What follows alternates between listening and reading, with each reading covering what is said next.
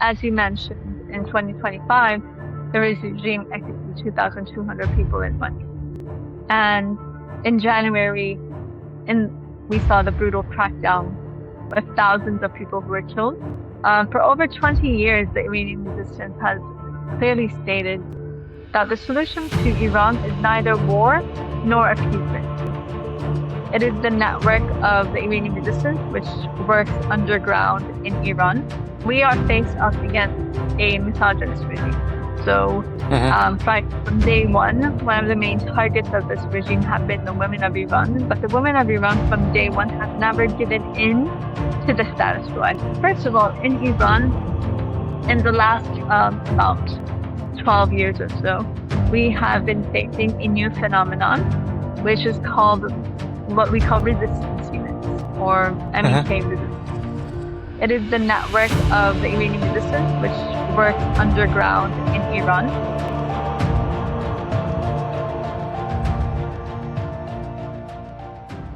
Welcome to the TalkBlock Show. My name is Vadym, and today we are joined by Zolal Habibi, an Iranian human rights advocate and prominent voice for justice, democracy, and women's rights in Iran. Zolal serves on the Foreign Affairs Committee of the National Council of Resistance of Iran. Her activism began in her teens, profoundly shaped by the loss of her father, a respected Iranian writer and political dissident who was killed by the regime during the 1988 massacre when she was only 7 years old.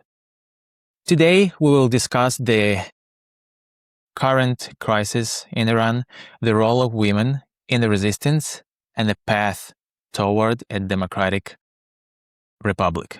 Zolal, welcome to the show. Thank you for having me.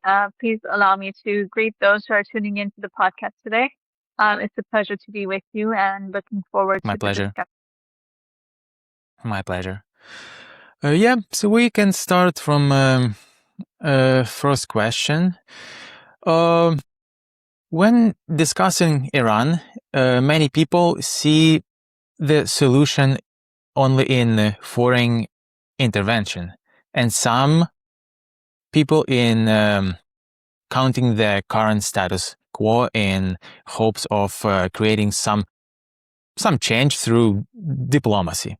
What is your take on this, and what do you see as the solution? Because you're from Iran, you probably know the mentality, the government, and everything. What is your solution? How do you think? Well, I think that's a great question, because I think that is a concern that many in the international community have these days.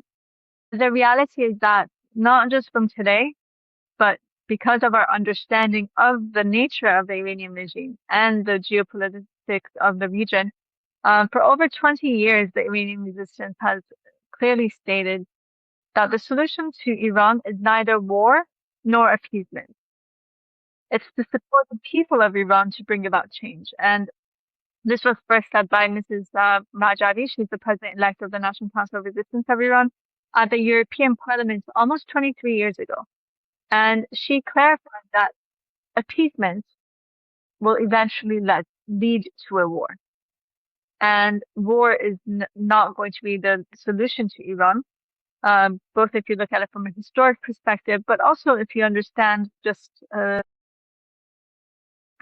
geography of Iran and the structure of Iran, you'd know that that couldn't lead to any regime change, really, unless it's like a full-on war, and that is also not the solution. And also, if you look at the last 100 years experience in Iran, the people of Iran have been fighting for their freedom since, if we consider the 1906 constitutional revolution, for 120 years. And unfortunately, every time, because of foreign intervention, their revolutions or their uprisings have not succeeded. So that's why that is not the solution to Iran. If you look at just the past 40 years, since the 80s, the Iranian regime has used diplomacy to extend its lifeline, especially because it is the number one state sponsor of international terrorism. And so one of the things that they do publicly now is, hostage diplomacy or making threats in negotiations to be able to get what they want. And unfortunately, till now, the Western powers have given in to that to a great extent, sometimes because of financial interest, sometimes out of fear. But either way, they have helped in the continuation of the lifeline of this regime by going down that path. On the other hand, as I mentioned, war is not the solution. If you look at Iran, Iran is not a classical dictatorship. It's a religious theocracy. It's supposed to be a republic. So it's not like if you just remove that one top figure, the whole system falls through. As we've seen since February 28th when Khamenei was killed. But also before that, you have to remember Khomeini died and he was replaced by Khamenei and the system still stayed intact. So that is the first issue because there's the apparatus intact that will continue the lifeline of the regime. On the other hand, Iran is like 4 times the size of Iraq, 4 times the size of Iraq, 4 times the population. And we have every possible terrain that you could think of. We have mountain ranges, we have, the deserts, we have forestry, we have bodies of water. Everyone is now mountains. Yeah, now the world knows about hormones, the Strait yeah, of Hormuz. But so bringing in troops on the ground is not likely either. And the Iranian regime knows that with bombing, they're not going to be overthrown. And so that's why the Iranian regime actually doesn't really mind the continuation of the war because it gives them the opportunity to create like a smokescreen to justify their suppression, to justify having martial law, to I justify see. the major crackdown and the wave of executions that they began by saying, we're at war. This is what we saw in the 1980s with the Iran-Iraq war. At that time, after 2.5 years, Khomeini could have ended the war, but he continued the war for 8 years because he said, war was a holy matter for them because it created those circumstances for the regime to be able to keep its grip on society and to suppress any internal dissent. So right now, the regime, after what we saw in January with the uprisings, they're just trying to buy time to be able to get a grip on society by saying, look, there's war, so that's why we have such high control and security and suppression right now in society. So that's something that's important for the international community to realize. But also, as I mentioned, I think the most important is that the people of Iran, they have the experience of foreign intervention because Iran is a rich country in natural resources. It has Right. always played an important geopolitical role. So there have always been foreign interests in regards to Iran. And unfortunately, if you look just in a few days, is the anniversary of the coup d'etat against Dr. Mossadegh, the only democratic government Iran has ever had, who was overthrown through a coup d'etat by the CIA and MI6 because he nationalized Iran's oil. And to this day, we're paying the price for that. And also, like Khomeini, after the Shah was overthrown by the people in a popular uprising, Khomeini was brought in because it was the Cold War era. And 6 months before the fall of the Shah, the world knew that the Shah was on the verge of collapse, especially after he opened fire on peaceful protesters in September of 1978. So 6 months before the revolution. And that was like the breaking point. Everyone knew that the Shah's days were numbered. So they started negotiating. First of all, Khomeini was brought to France. And then they started negotiating with him because they figured, well, the people who are creating this revolution, they're mostly progressive, young activists that they weren't sure where their leniency would be because they were opposed to the meddling of the Western countries in their country for so long. And, just, the whole oil industry and everything that was going on in Iran. So they figured, well, Khomeini is a like religious figure. He's just his that mindset. He's against communism, and he's against the USSR. So he will side with the West in the Cold War, and so we don't lose Iran, which had a common border with the USSR at that time, to in the Cold War towards USSR. So, in reality, I don't think that was even an issue, that, Iran would become a USSR ally, but unfortunately, that was the price that was paid. And to this day, we're still paying that price because of that method. If the people of Iran created the revolution for democracy, not for another form of dictatorship. But unfortunately, 100%. Yeah, unfortunately. Under this regime. So we have that. That's why the Iranian resistance stands very firm by the fact. But what's very important is that we actually have an organized resistance movement that has withstood the test of time over 45 years. Is it within the Iran organized movement? It's in Iran, right? Inside of Iran and outside. I'll explain a bit more later in the future questions, I guess. But we have an organized resistance movement, and that's what we said. We don't want financial help from foreign governments. We don't want military help from foreign governments. We just want them to not meddle and allow the people of Iran to take their destination into their own. So it's very simple and straightforward. What the people of Iran are asking till now, because a lot of people might ask, well, you guys haven't overthrown the regime yet, so that means maybe you don't have the power. But the reality is they're not seeing the fact that the policy of appeasement has helped the regime stay afloat till now. So if you remove that aspect, then the people of Iran will have that. Oh, yeah. Yeah. So, Zolal, with Iran executing over 2,200 people in 2025, and also even more after January, this protest, they increasingly handing down execution sentences for political prisoners. How does this unprecedented crackdown reveal the regime's desperation, and what accountability measures can stop these crimes against humanity? Because it's really unbelievable what's going on this way. Yeah, exactly. You're completely right. As you mentioned, in 2025, the regime executed 2,200 people in 1 year. And in January, we saw the brutal crackdown with thousands of people who were killed.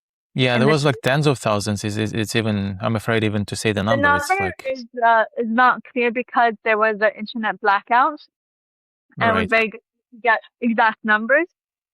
We have gathered the names of over 2,600 people who were killed in January. But we don't have exact numbers because it's very hard to come about. There are also a lot of numbers that are being thrown around that some of them are not realistic. But it was more to, I guess, justify a war on Iran. So there isn't any exact numbers right now of how many people were actually killed in the uprising. But it was in the thousands, and it was unacceptable in any terms. After the ceasefire, the regime has started a new wave of executions, aside from like the daily executions that unfortunately the regime carried out. They have carried out the execution of 9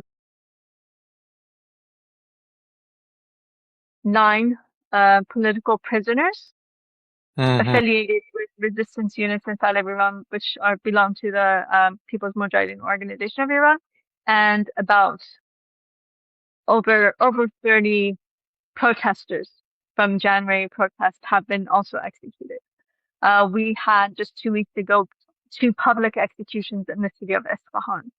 And the regime is trying to send a message. And I think that if the international community pays attention to what the regime has done, I think it gives a clear message what the solution to Iran is actually. Because look, the day that ceasefire goes into action, what does the regime start doing?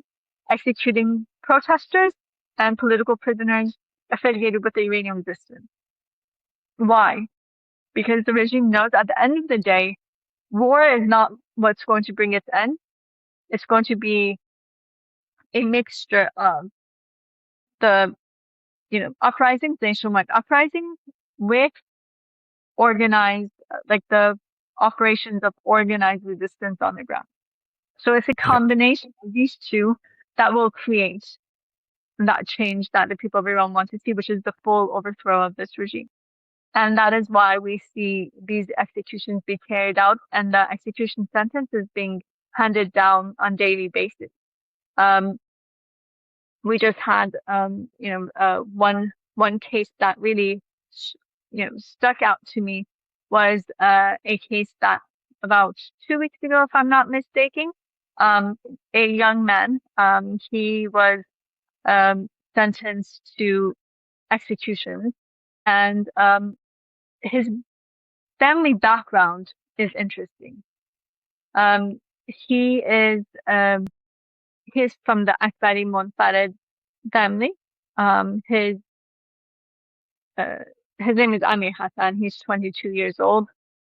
4 of his aunts and uncles were executed in the 1980s. 2 of them in the 1988 massacre, and 2 of them before that. His father has been in prison for many years of his life, on and off. So has his uncle, and his aunt was one of the longest standing female political prisoners in Iran's history. She was in prison. She was arrested in December 2009, and she was just released about 3 months ago. Wow. And her only charge was because of family affiliation. And because she was seeking information about why her siblings had been executed. Because Mayamat Akbari Monfared, she was actually only 10 years old when in 1980, when by the age of 10, she had lost 4 of her siblings already. And after growing up, she was following up to see why. Why were they killed? Why were they executed? Where are they buried? What information is available on that? And because of that, she was arrested for family affiliation, and she was sentenced to 16 years imprisonment, which she served. And this is the story of this family. And now, So Zalal, may I ask you, as I have understood, the government has an ability to read messages in messengers or some social media, or how do they intercept these messages, or that's what it is? The Iranian regime completely controls everything. I mean, they don't even try to hide it. I personally experienced this myself. I remember I was a child, every time that they would mention my name or my brother's name over the phone call a lot of times would get disconnected. But one time, the person who was listening in on the phone conversation, we were in the US when people from Iran would call us, or we would call them, my grandparents or my aunts and whatnot. One time, the person who was listening in on our phone conversation actually decided to enter the conversation and made comments. That's how clear, and they want to do that for you to know, we're listening, spread that fear, and that is why you see, even right now, I mean, people always get these posts on Instagram or on social media that you've been following this account or you have liked this account. This is a violation and we will have you arrested or whatnot. And people have been charged for activity on social media or making contact on social media with, people outside of the country. And actually right now, some of the people who are being charged with execution sentences, it's based on these charges or 20 years, 15 years sentences that they're getting for social media activity. So this is something that the Iranian regime does do. And you also have to understand, in 2026, the regime has already, the people of Iran have spent more than half of this year in complete communication blackout, not only just internet blackout, but even phone lines being cut off, even text messages being cut off within the country even. So the regime has done things of that nature to try to control the situation and to try to have a grip on society. So yeah, that is something that does happen anyway. Okay. And can people leave the country and enter it, or borders are closed for regular people and especially for those who were released from prison as political prisoners?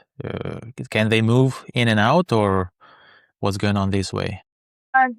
Normal, just citizens. Right now, the borders are open if you have a passport or whatnot. Um, Getting a passport sometimes is very difficult, so it just depends on your status, I guess. I see. Um, people who have a lot of people just because of, as I said, they don't have to be even a political prisoner or former political prisoner, just because of family affiliation. If, like, for instance, they might not have um, they might be banned from traveling abroad, or Mm-hmm. like Got it. an artist, um, figures that are known in society. A lot of them are do have a ban on travel ban for them not to be able to leave the country. Leave the country, Uh, yeah. Mm-hmm. it is implemented. Um, I see. so yeah, that is something that also Yeah. exists. I would just like to point out one more thing about the political prisoners that we were speaking about before. Um, I think one of the things that is a new phenomenon right now is the the fact that because we are in an age of technology and communication. Back, unfortunately, in the 1980s, no one heard about what was happening behind the prison walls. Yeah. And 120,000 people have been executed for supporting the Iranian resistance, and specifically mostly the People's Mujahideen Organization of Iran, also known as MEK. Um, and as you mentioned, in 1988, there was a massacre that 30,000 political prisoners were executed in just 5-6 weeks. At that time, it was right after the week after the ceasefire was signed between Iran and Iraq, that massacre began. And right now, exactly at the same time as the ceasefire was put in place, this new wave of execution has begun. But what is interesting is to see this generation and their defiance in face of the regime and the lessons that they've learned, and they say themselves they learned from those who stood there, stood steadfast in 1988's massacre. So that has turned into a culture of resisting and standing steadfast, even at the gallows, and not bowing down to the regime. There are cases like, for instance, Bahid Bani al-Marian, he was executed in April of this year.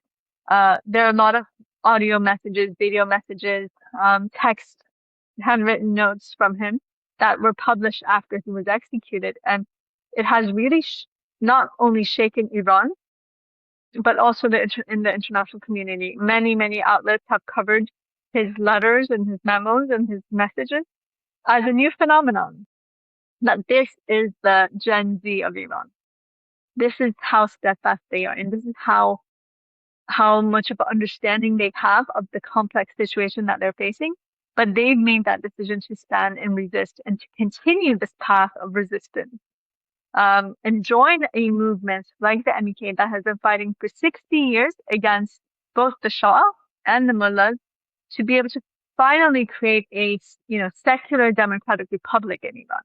And that is what, this younger generation is going towards. So, that has raised a lot of, I guess, people are seeing Iran in a new light, and also seeing like, oh, so this isn't just one case or another. I remember in 2022, people were shocked by the women of Iran and their bravery in coming to the streets. Or in January, people were like, these young people are so brave coming to the streets like this.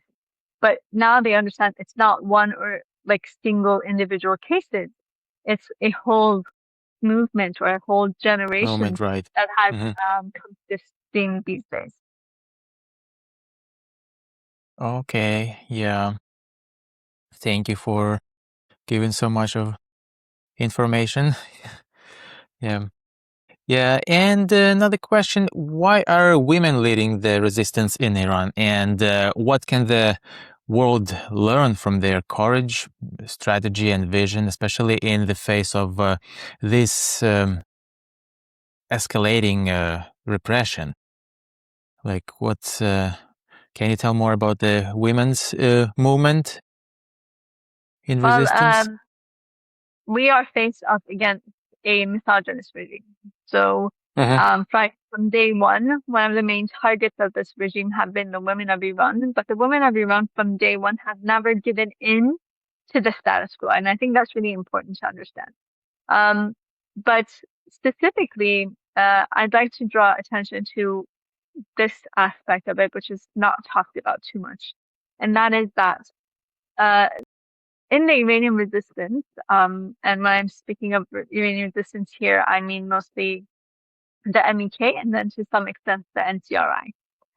In the MEK specifically, though, since 1985, they realized in the annual, analysis of their activities, they realized that women of Iran have been, you know, uh, going through so much hurdles and obstacles to join the movement, but they're still doing that and they're paying a great price to do it because even in society, it's more acceptable for your son to join like a, resistance movement or a revolutionary movement than your daughter, right? But these people were overcoming those obstacles and joining this movement and were parts of it. And they really shined in every aspect of it. And then in prison, though, they were also faced with even more severe methods of torture and suppression than even the men, because the regime had like this hysteria toward women who stand in defiance. And, but still, they were showing more, they were more steadfast and unbreakable under these circumstances. But on the other hand, they were not being represented in the highest levels of leadership, even though there were a lot of capable female leaders in the movement, but they weren't in the highest positions of leadership or presented there. And so Yeah. this is when the Iranian resistance, that was like a red flag for it internally. And so they decided to change their whole structure because they realized that this shows that we still have a bit of that misogynist mentality even within ourselves, because this is how society is, unfortunately. And so what they did was they made the decision to change the entire structure within the resistance to bring women in leadership roles. And since 1985, this has started. Since 1989, all the secretary generals of the People's Mujahideen Organization of Iran have been women. And the entire leadership council of this movement since 1993 have all been women.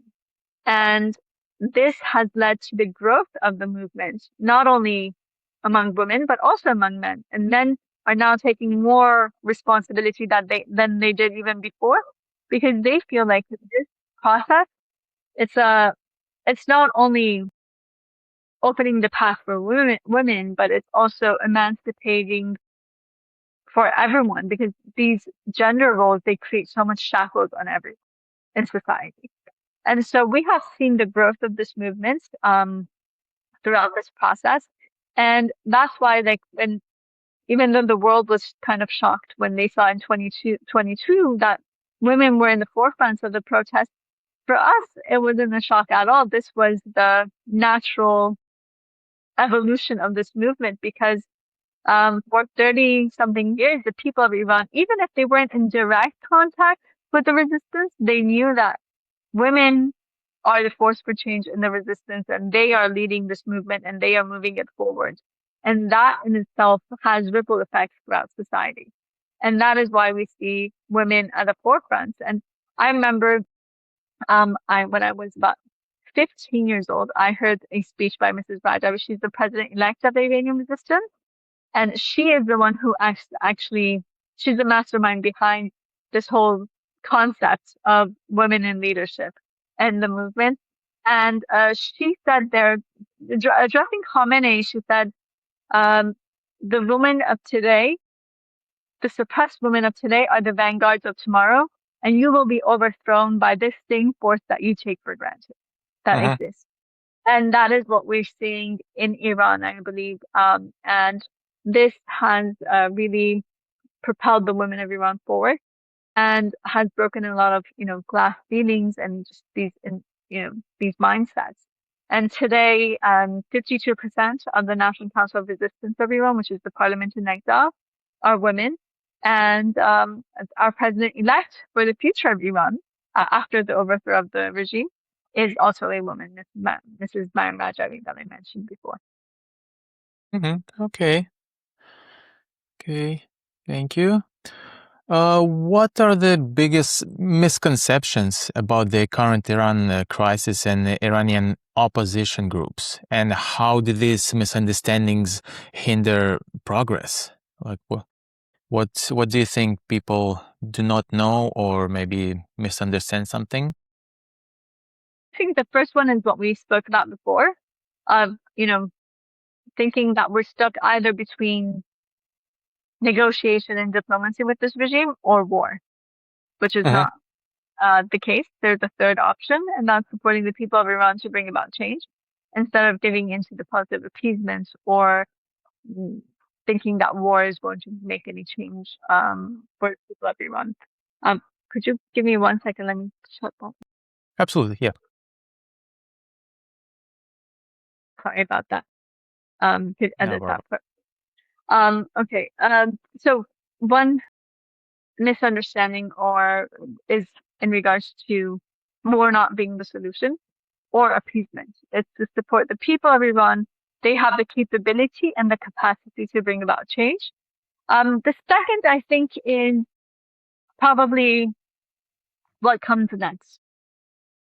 Thinking that the people of Iran, well, if you don't want this regime, then you have to go back to the previous regime, which was also a dictatorship, but a classical dictatorship, the monarchy, the Shah's time.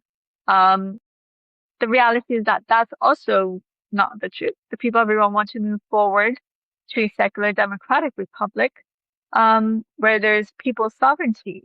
And that is something that they've been fighting for decades. The reality is that the people of Iran revolted against the Shah for a reason. And just because something worse came into power doesn't mean that that was wrong, the revolution. So that is, I think, the first misconception. And the fact that I think the slogans on the streets in Iran show that clearly, that one of the main slogans has been always down with dictators. And the other thing has been like down with the dictator, be it down with the oppressor, be it the Shah or the mullahs or things of that nature, which show that the people of Iran want to move forward. And they have as I said, a viable alternative in the National Council of Resistance of Iran and what it represents. But I think this is one of the major misconceptions, and that's why there's a lot of talk of people mentioning like the return of the son of the Shah or things of that nature. But the reality is that there are people still alive who bear the scars of the torture of the Sabak. There are Oh people yeah. still alive who remember those tortures, those executions. It hasn't been forgotten, and the people of Iran are not going back to that. And it's very alarming for Iranians these days that they see this fascist nature among the uh, supporters of monarchy in Iran, who call for the death of anyone who does not support monarchy, and the fact that they are calling for the revival of the Savak, or Savak 2.0. The Savak is known in history as one of the most brutal, suppressive forces. That's not something that's forgotten. And Reza Pahlavi has never distanced himself from that. He clearly stated that I take pride in my family's heritage. A reporter actually in Sweden specifically asked him, he said, yeah, so there may have been mistakes, but I think my father was like the greatest leader in Iran's history. And he said, so what were those mistakes? And he said, something about the economy. And the reporter was like, so you're not going to mention the executions, the tortures, all of that by stomach. And that is something that the people of Iran are not forgetting, because in fact, Khomeini was the continuation of that system and was the fruit of that system. And so the Right, people of right, Iran right. are in history, they want to move forward and they want to be able to take their destiny into their own hands. They don't think that, you know, what justifies someone to come and be, the heir to whatever. I mean, I think the time and era for that has passed. The people of Iran want to be able to choose their own representatives and have a true democratic constitution and a true system, a republic where they can choose their leaders and to be able to move forward that way. I see, I see. Thank you. And I would like to talk about a little bit more about this third option, because we have war, we have diplomacy, and this third option. How do you see it to become a reality? What people should start with? Yeah. Well, I think it's really important to understand the concept itself first. First of all, in Iran, in the last about 12 years or so, we have been facing a new phenomenon, which is called what we call resistance units or Uh-huh. MEK resistance. It is the network of the Iranian resistance, which works underground in Iran. And it is groups of, it could be 2, 3 people, or it could be up to like 20 people in one unit that they are local, first of all, and then they work together. They carry out different activities, mostly to raise awareness in society and keep hope alive. But on the other hand, they also carry out operations against centers of oppression um, throughout the country. In the January uprising, within that 12 days or so, they carried out over 620 different operations against suppressive organs of the regime. And they were able to actually help free a lot of people who were being arrested or prevent them from being arrested and things of that nature. So, and we also saw in the uh, January uprising, actually on, if you look back on January 5th and 6th, I believe it was, that we saw that a few small cities were, uh, the people were actually able to take over the city and push out all the suppressive forces, which was in effect, the result of the work of resistance units and like the example that they were setting for others to be able to do that. So that was what we were seeing on the ground. These resistance units, they have increased in numbers in recent years, based on the statement given from the headquarters of the movement inside of Iran.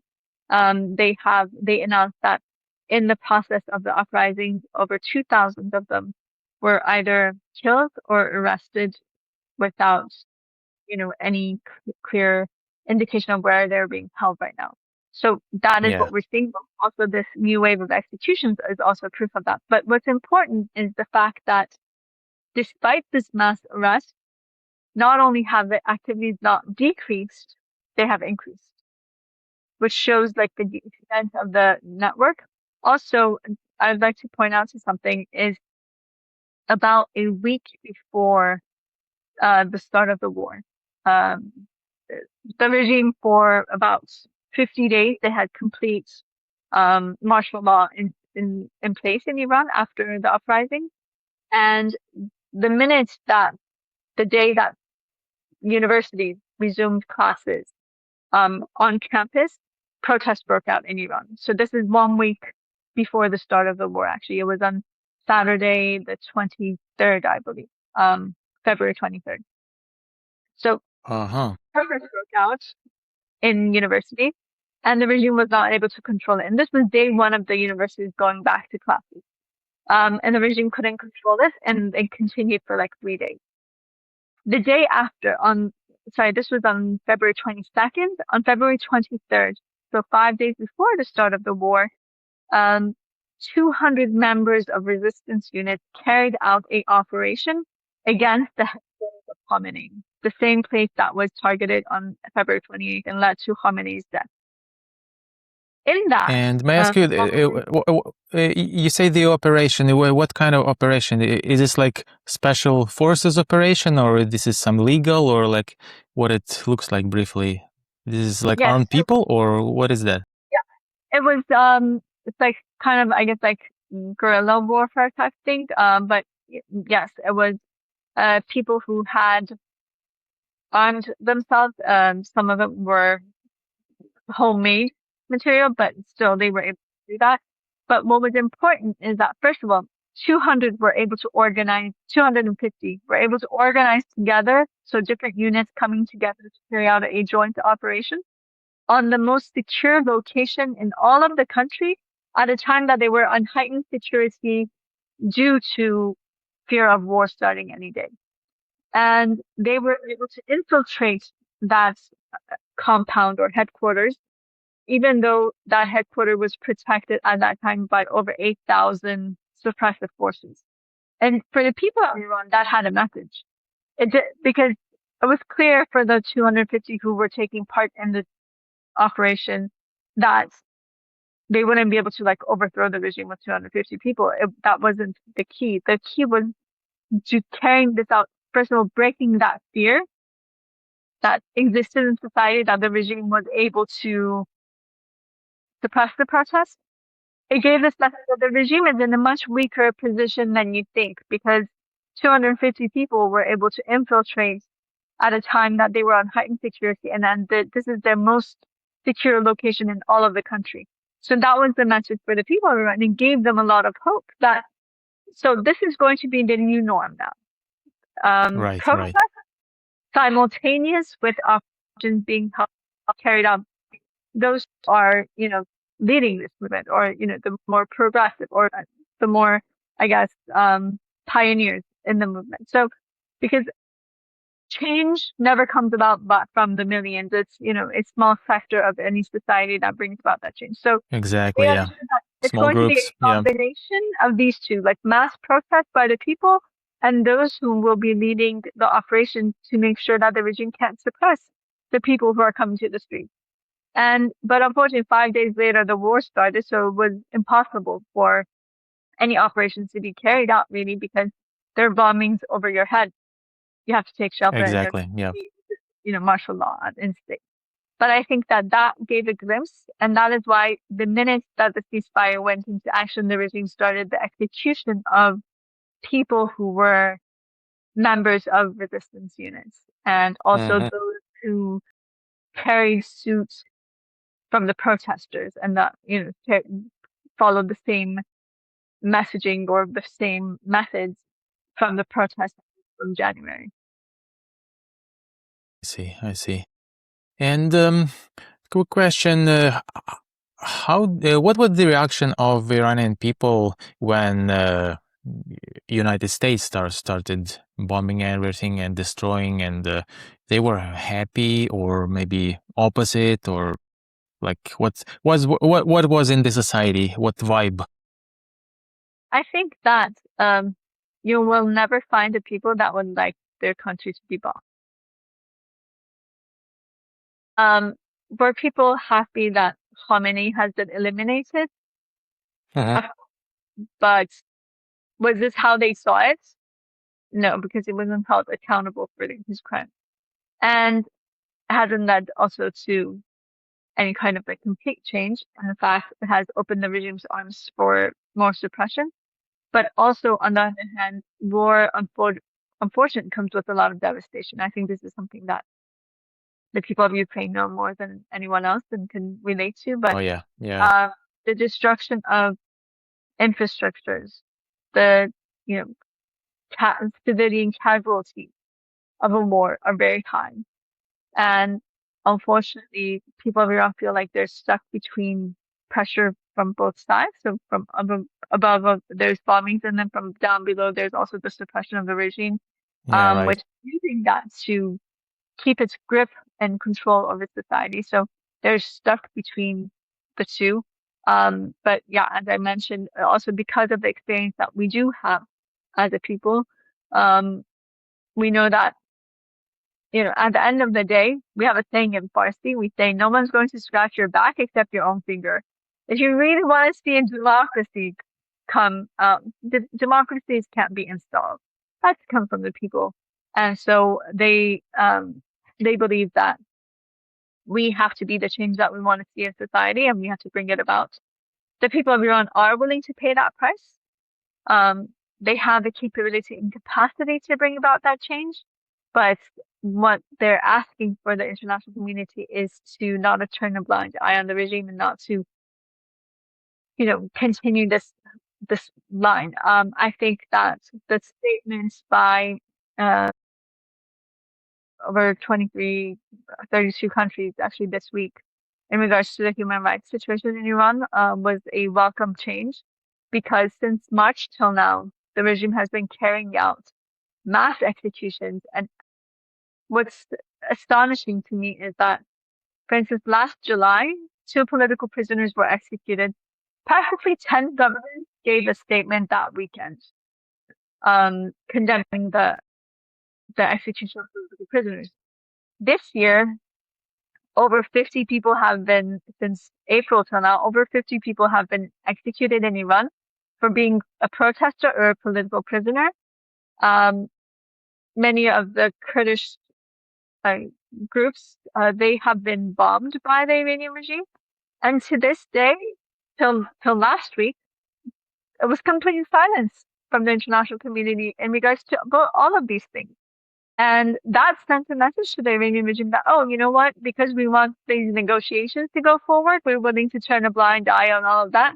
So you could carry out your attacks on these people, on the opposition, on those who oppose you, and we're not going to do anything about it. That is the message that they're giving with their, appeasement. They might not see it as that. They're saying, oh, this is diplomacy, but that diplomacy comes with a price, and the price is being paid by the people of Iran. So it's time to take a firm stance in face of the regime, hold them accountable for their crimes. The Iranian regime only understands the language of force and just having a firm policy. So I think that's really important for the international community to realize. Yeah. About Maryam Rajavi, can you tell us who is she and what about her leadership inspires you and I assume millions of Iranians? Yes, Mrs. Rajavi, she is the president-elect of the National Council of Resistance of Iran for the interim government after the fall of the regime. So once the Iranian regime collapses, the interim government will be set up in Iran for 6 months. The president of this new interim government will be Mrs. For the Rajavi. first 6 months, she will be as a president, correct? That's what it is? Yes. And then after 6 months, there will be elections held for a constituent assembly. That constituent assembly will put together, they will draft the new constitution. And after that new constitution is drafted, it will be put to public vote. And then there will be presidential elections held based on that. So that is her role for the interim government. The interim government will be based on the plans set forth by the National Council of Resistance of Iran. The plans for the interim government have been worked on for decades. They were first presented in 1981, actually. 1982, sorry, in 1982. And but if you want to have cliff notes of what that stands for, it's the 10-point plan presented by Mrs. Rajavi, which calls for, a separation of religion and state. It calls for gender equality. It calls for that the ballot box is the final criterion. It calls for independent judiciary system, a free market economy, for the rights of all of Iran's ethnicities to be respected, and all religious minorities to be respected. It calls for the abolition of the death penalty and all forms of torture, all of the suppressive forces. It calls for a non-nuclear Iran and an Iran that is in peace with its neighbors. Unfortunately, I know that the people of Ukraine have also borne the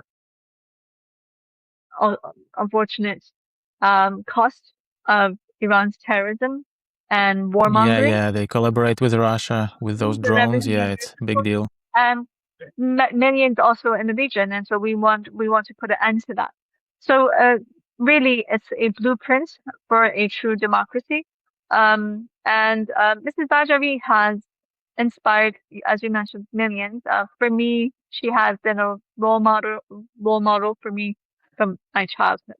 To be honest, and I always consider myself very lucky to be able to have such role models who have taught me the ropes, and they have shown us in practice with their own by their own example that we can. She has a motto. She says, "We can and we must." She always said that you can do anything.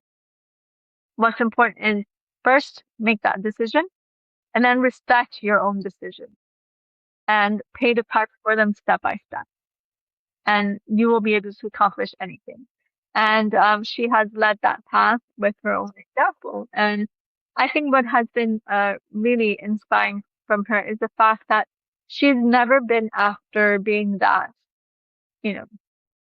one lone star that, just shines bright. She has always been after creating a whole, generation or generations now of capable leaders, specifically capable female leaders. And she has, broken so many glass ceilings in this matter.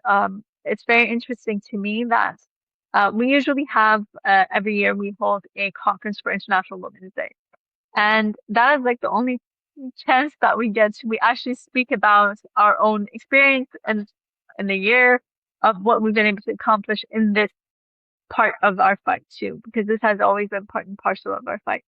And it's interesting to me to see, prominent philosophers, university professors coming to this conference every year, not to come and hear about necessarily about the fight of the Iranian people and what it's going, but to hear like what is the latest that you've been able to accomplish in creating equality, gender equality. And I know people who've been coming to that conference for 30 years and look forward to it every single day, and they see themselves as part of this movement now. And I think that one day, once we see the fall of this regime, I think that this movement will have a lot of experience to share with the world in regards to our path to reaching gender equality or the road to that. Because, as I mentioned, for over 30 years, women have been holding key roles in this movement, and we believe that women's empowerment is part of the path to reaching full emancipation of human beings. And because there has been systematically this suppression that has been against women for, centuries now. So Ms. Rajavi always says it's like a spring. The more pressure that you put on a spring, when that pressure is taken up, the more potential there is to jump. And that is the potential that we're seeing tonight in the women of Iran. And that's, it's very both eye-opening, but also inspiring to see and to be a. Thank you. Why should young people and women worldwide care about Iran's future? And what gives you hope that freedom is already within the reach? And how can others support it? Well, I think that first of all, there is a saying that we are all one, a part of one, and so it's not everything has a ripple effect. Everything has effect. You can't be, I guess, you can't close your eyes on a injustice anywhere in the world and just think that it's not going to affect you. It will, one way or another, affect you. So I think that today, one of those fronts that people need to understand that it affects them directly is the situation in Iran, the same way it was the situation in Ukraine.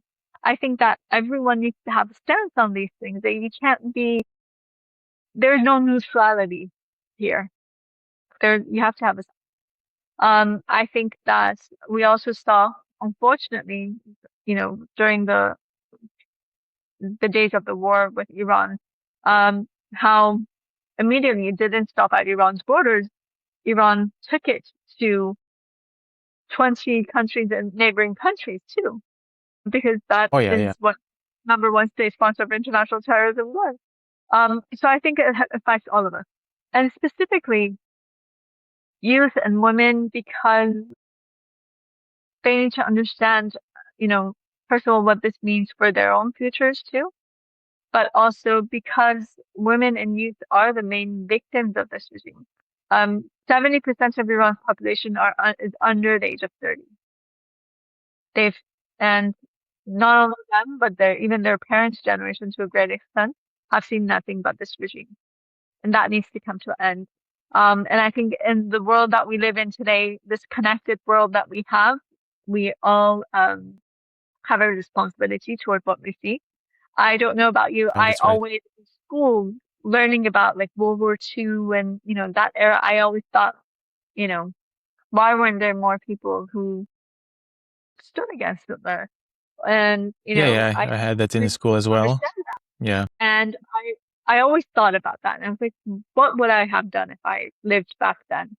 I'm glad to see that, with the path that I did choose in my life, that I know that if I lived then, I would have also taken a stand. But I think that we all have that opportunity right now to do something about this, the injustices that we see in the world, and to take a stand and to do something about it. So I think that's really important, and to stand by your, brothers and sisters around the world. How can people get active? There are a lot of ways, actually. Just to give an example, on for those who are listening in, maybe in Canada and also in the US.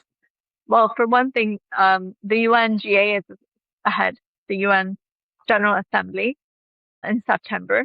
On September 22nd and September 23rd, members of the Iranian diaspora come together in Dag Hammarskjöld Plaza to voice their dismay with the Iranian regime and to stand by the people of Iran and to show their solidarity and support for the people of Iran in their fight for freedom.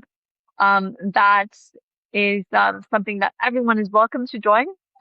So if you're interested, you can reach out to Organization of Iranian American Communities. It's oiac.org for more information.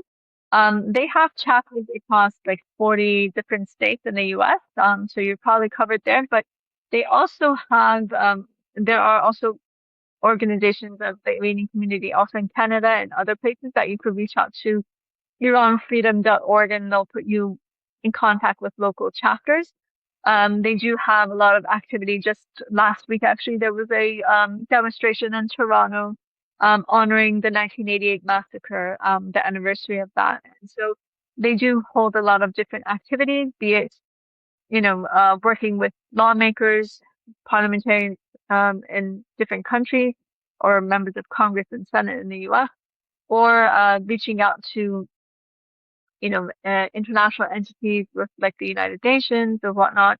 But also they hold a lot of like exhibits, protests, gatherings. They do things for the families of political prisoners and whatnot. So there's a lot of work that they do, and I think raising awareness is also very key. So we greatly appreciate everyone's help and support and solidarity in whatever way that they can. And we value every single one of it, no matter how little or how large, it all makes a difference.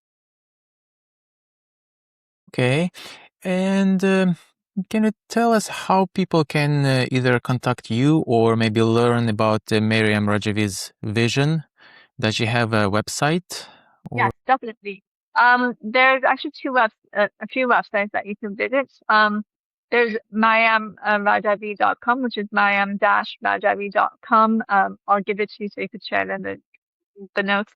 There's also mayamrajaviforchange.com.